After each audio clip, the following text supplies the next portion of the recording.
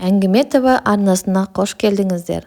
Әңгімені тыңдамас бұрын маған подписка бөлігіне подписация етіп, комментария жазып, лайк басуды ұмытпаңыздар. Менің үйленгеніме 2 жыл болды. Бір балам бар. Шүкір, біреуден кейін біреуден ілгері өмір сүріп келеміз. Жұмысым да, табысым да жаман емес, өзімізге жетеді. Ал алған жарымның өзінен 2 жас кіші сіңілісі бар. Екеуі тетте өскендіктен бе бастары піспейді. Үнемі ренжесіп қалады. Бір-бірімен әбден күндес болып алған секілді. Оның үстіне балдызым менімен тым қатты әзілдеседі. Алғашында оған онша мән бермейтінмін. Кейін ойланып қарасан, ойнымыздан от шығып бара жатқан секілді. Балдызым өте сүйкімді, қылығы да әпкесіне ұқсамайды. Оның үстіне менен сырын жасырмайды. Екеуміз жақсы әңгімелесеміз. Кейде айтқанымызды істемей қойса, қысып құшақтап алып бетінен сүйемін, қинаймын, ойнаймын.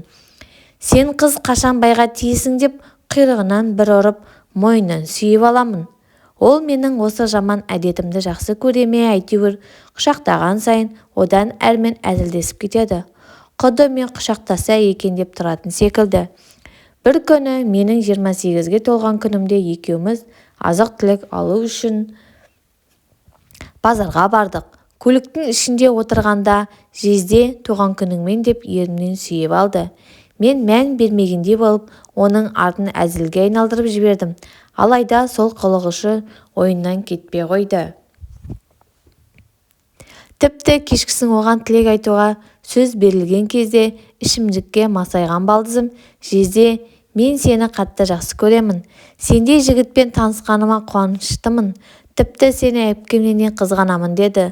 Сол күні отырыс бітіп, қонақтардың бәрі үйге тарасқанда, әйелім көлікпен дос қыздарын үйіне шығарып салуға айтты. Ал балдызым үйді жинастыруға көмектесетінін, осында қонатынын айтты.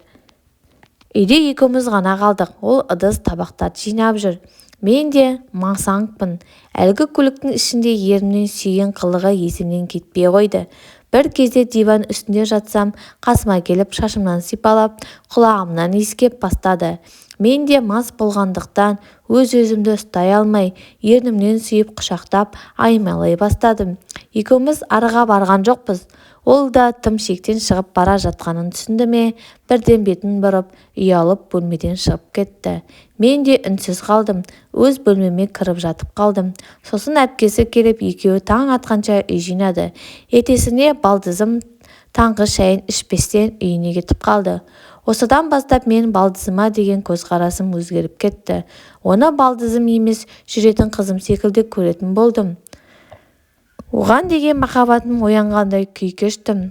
Ол менің кездескенде ұялады, бірақ оңашада кездесе алмай ақ қойдық. Оның үстіне өзім де, әйелім де бетімді айтамын. Оның жүрегін жараламайын деп кейде қашқақтаймын. Ол басқа емес туған сіңлісімен аймаласқанымды білсе, мен өмір бойы кешіре алмас. Баламның әкесіз өскенін қаламаймын, бірақ балдызыма деген сезімім күннен өткен сайын артып бара жатқан секілді. Қанша ұмытуға тырыссам да есімнен кетпейді. Не істерімді білмей әбден басым қатты. Балдызымен ашық сөйлесіп, не опақ, не сопақ болмайық деп ашық айтқаным келді. Мен мұны не үшін жазып отырғанымды да білмеймін. Тек әйтеуір басымнан өткен осы бір жағдайды ешкімге айта алмаған соң, ішкі сырымды хатқа түсіріп отырмын. Балдызымен сөйлескен күннің өзінде мұны көпшілікке қалай түсіндіреміз? Олар бізді қалай қабылдайды? Жалпы мұндай жағдайда не істеу керек? Менің басымдағы жағдай басқа біреулерге кездесе ме екен? Бәлкім мен түсінетін өз ойын, ақыл кеңесін білдіргісі келетін жандар табылып қалатын шығар. Ақыл кеңестеріңізді қосыңыздаршы.